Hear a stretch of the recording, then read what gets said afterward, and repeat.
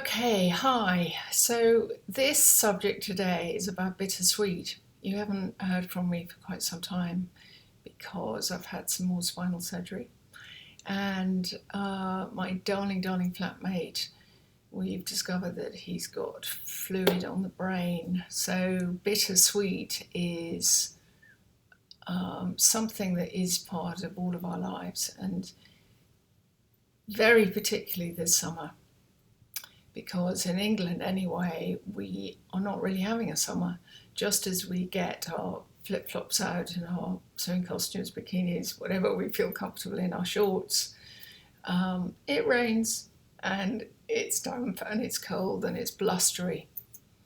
So, my experience of life, and many of us, and I really mean many of us, is that it really is bittersweet.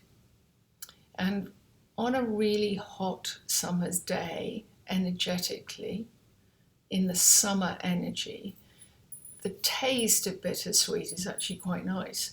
So you have a nice glass of refreshing water, for instance, and you have the sort of bittersweet of a slice of lemon or a squeeze of lemon. And what my work is fundamentally all about is showing you how close we all are. We're not just close, but we're interconnected with nature. And nature is always showing us, in fact, how much stronger and more resilient we all are than we think or we want.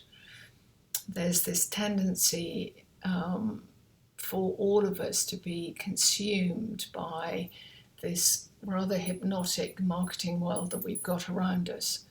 And when we're probably at our most fragile and tired, and at the end of the day, we're all slightly guilty of pushing these machines and looking at videos and sort of allowing ourselves to be hypnotized even more by the concept that, in fact, if we buy something or we do something, or something changes on the outside, then our lives will be better on the inside. And the concept of really looking at the bittersweet that nature shows us does exist is when we are not getting summer that we want, we don't have to immediately go and buy something or do something or feel as if we have to be more.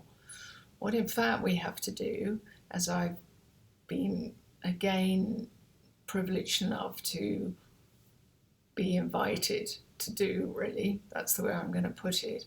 So this latest surgery invited me to go deeper into that bittersweet that is within us and find literally the balance right in the middle of the bittersweet. So having to have more surgery was bitter, but I needed to find the sweetness in it, and I needed to be willing to see how amazing people were, for instance, around me, how incredibly expert the surgical teams were, and even through some pretty excruciating pain again, I had to see what a privilege it was to be knitted together to the extent that I was and have been. And many, many people all over the world don't come through these things. And this was my 44th procedure. So I needed to be willing to go inside myself. And in my case, I really believe that faiths all over the world boil down to one thing, which is finding and discovering what love is. And I believe that in the DNA of all of us and the DNA of nature, there is an energy field of love and compassion with vast levels of resilience. And that's what I believe we're made up of.